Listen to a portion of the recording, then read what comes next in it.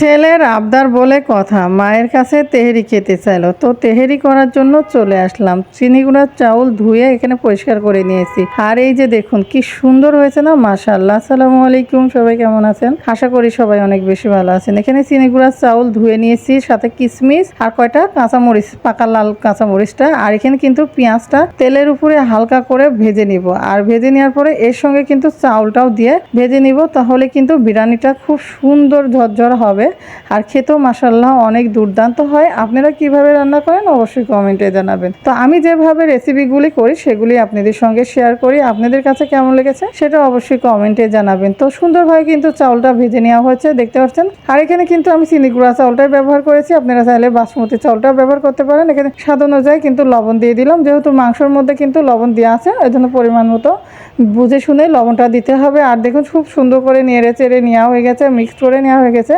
আর কিশমিশটা দিলে কিন্তু তেহেরি খেতে দুর্দান্ত লাগে, তো আমি কিশমিশটা কিন্তু চাউলের সঙ্গে সুন্দরভাবে ভেজে নিয়েছি। আপনারা চাইলে পানির যখন বলক দিয়ে দেবেন তখন দিতে পারেন। আর এদিকে কিন্তু গরুর মাংসটা রান্না করে নিয়েছিলাম, আর গরুর মাংসটা দিয়ে দিলাম, ছোট টুকরা করে কেটে নিয়েছিলাম। এখন চাউলের সঙ্গে মিক্স করে ভেজে নিব। আর এদিকে কিন্তু গরম পানি করে রেখেছি, গরম পানিটা দিয়ে দেবো। দেওয়ার পরে বিরিয়ানিটা রান্না করব। তো কেমন লাগছে অবশ্যই কমেন্টে জানাবেন। আর বাচ্চাদের ছোট ছোট আবদারে বাবা মা যদি না পূরণ করে তাহলে কেমন লাগে বলেন? তো ছেলে যেহেতু বললো যে মা তেহেরি খাবো, তো মা ছেলের জন্য তেহেরি করতে চলে আসলাম। তেহেরির মাংসটা আমি ভাবলাম যে হলুদ দিব না, কিন্তু হলুদটা দিয়েই ফেলছিলাম হালকা করে।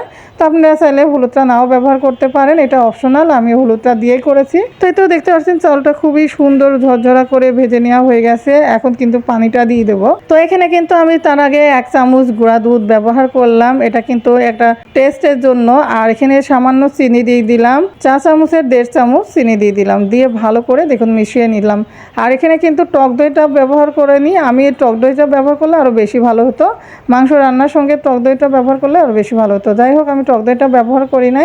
তো সম্পূর্ণ মশলাপাতি দেওয়ার পরে একবারে চালটা ভালো করে ভেজে নেওয়ার পরে গরম পানিটা দিয়ে দিলাম, দিয়ে এখন কিন্তু আমি রান্না করে নিব। আর আমি যেহেতু রাইস কুকারে রান্না করব, তো আপনাদের সঙ্গে শেয়ার করলাম রাইস কুকারের সসপ্যানে কিন্তু চাউলটা সুন্দরভাবে ভেজে নিয়েছি। আর দেখতে পাচ্ছেন মাশাআল্লাহ কালারটা কিন্তু দুর্দান্ত হয়েছে, খেতেও দুর্দান্ত লাগিয়েছিল। তো আপনাদের সঙ্গে শেয়ার করলাম, আপনাদের কেমন লেগেছে অবশ্যই কমেন্টে জানাবেন। আর ভালো লাগলে অবশ্যই আপনারাও বাসায় ট্রাই করে দেখতে পারেন। আর বাচ্চাদের ছোট ছোট আবদারগুলো এভাবে পূরণ করলে খুবই ভালো লাগে, আর বাচ্চারাও খুব পছন্দ করে। তো যাই হোক, এখন কিছু বিরিয়ানিটা করে নিব, বিরিয়ানিটা করার পর আপনাদের সঙ্গে শেয়ার করব। এই তো দেখতে পাচ্ছেন মাশাআল্লাহ কত সুন্দর হয়েছে বিরিয়ানিটা। আর গরম আছে দেখুন কতটা সুন্দর ঝরঝরা হয়েছে, মাশাআল্লাহ খেতে অনেক ভালো হয়েছিল। তো এই তো আপনাদের সঙ্গে শেয়ার করে ফেললাম, আপনাদের কেমন লেগেছে অবশ্যই কমেন্টে জানাবেন। ভালো লাগলে অবশ্যই আমার ইউটিউব চ্যানেলটি সাবস্ক্রাইব করবেন, ফেসবুক পেজটি ফলো করে পাশে থাকবেন। এখন কোন মতো বিদায় নিচ্ছি, আল্লাহ হাফেজ, সালামু আলাইকুম।